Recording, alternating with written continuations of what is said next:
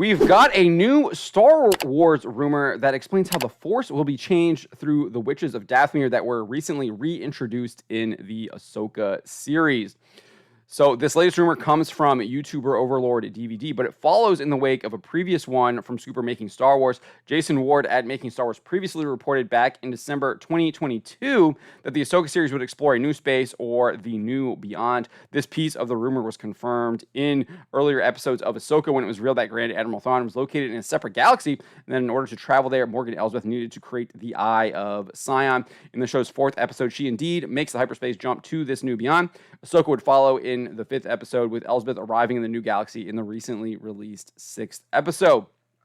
Not only did Ward claim they would travel to this new galaxy or region, but he went on to reveal this region views and uses the Force differently than how our existing Star Wars stories have in the past. He added, it was also implied that magic users in the Star Wars universe that we have seen before originate from this very place, and we have seen outcasts from there in the past. Star Wars tales, both Vana Sakno and Diana Lee and Osanto in Ahsoka have connections to this locale and skeleton crew. We know that this is confirmed. Diana Lee and Osanto is a witch of Dathomir, and she has connections to this new universe, this new world, which we found out is the planet is called Peridia, and it is the home base of the witches of Dathomir in Ahsoka episode 6. So a lot of Jason Ward's rumor here has been confirmed. We really haven't seen how they use the Force differently. We have seen that the witches do have some kind of ability to foresee the future. They definitely appear to be modeled off the Greek fates. Even their names are very similar to the Greek fates.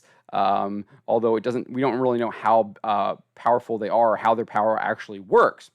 Furthermore, Ward claimed that this new area, which will be the setting for the upcoming Skeleton Crew series, also has its own rules separate from the main Star Wars galaxy. He said, when the children in Skeleton Crew end up lost in space, we, the audience, will be as lost as they are.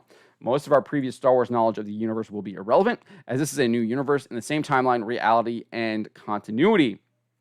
So again, we're not really sure how this works. It does look like the Force is still working on Peridia. We know that Baylan Skoll is able to kind of sense something that's happening on that planet. But we have the only actual Force abilities we have seen, other than him kind of telling us that, is the Witches of Dathomir casting their spells and being able to foresee the future and forecast that to Thrawn. But we do have a new rumor from Overlord DVD, like I said, that follows on Jason Ward's rumor. And this was actually put out before the drop of Episode 6. And this rumor does have a number of confirmations, like Episode 6 confirmed a number of them. So I do think there is some validity to this. But this is what Overlord DVD said. He said, allegedly, The Acolyte Season 1 was basically going to kill the Force as we know it, therefore killing the George Lucas version of Star Wars.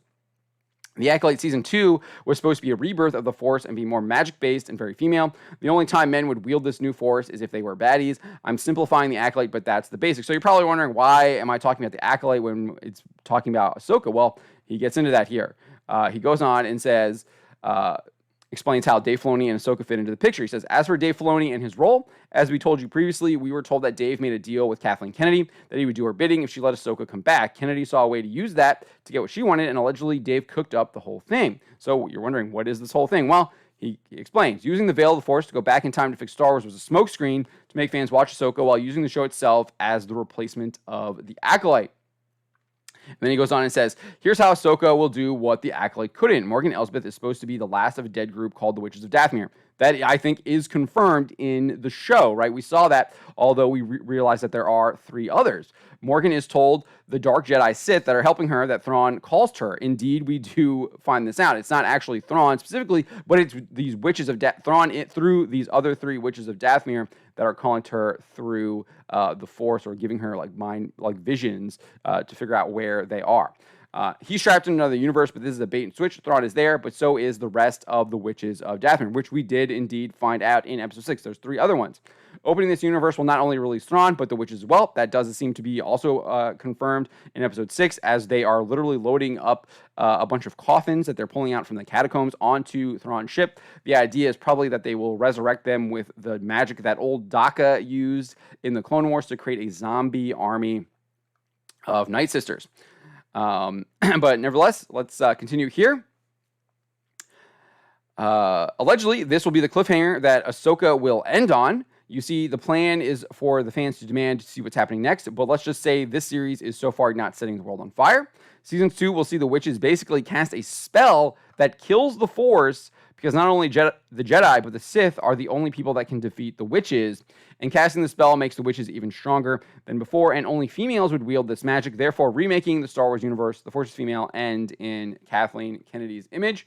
And then he concludes saying, so if everything we've been told is correct, the Ahsoka show itself is one of the biggest bait and switches ever, and possibly the biggest FU I win to the fans. So that is exactly how he's saying it's going to happen. That's what his source is telling him, that the witches will cast some kind of spell that nullifies the force abilities of the Jedi and the Sith.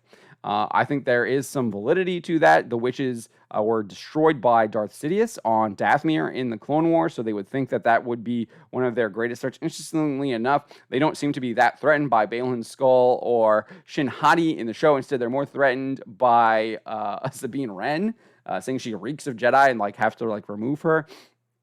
And they're definitely threatened by Ahsoka, who's going to be arriving soon, although they don't know if it's her or not. But I could see something like this indeed happening, where you have basically a spell that's able to kind of maybe nullify something in the Force as a magic attack, because that does seem to be how Lucasfilm under Disney Star Wars now treats the Force. But we'll see what happens. But this is indeed the rumor. I think this is just another, it's just more Disney just messing things up, not understanding what exactly is happening in Star Wars and changing the rules to fit their agenda. But let me know what you think. What do you think about this rumor? If you want to get more videos like this, please hit that like button, hit that subscribe, and hit that bell for notifications. Subscribe for more.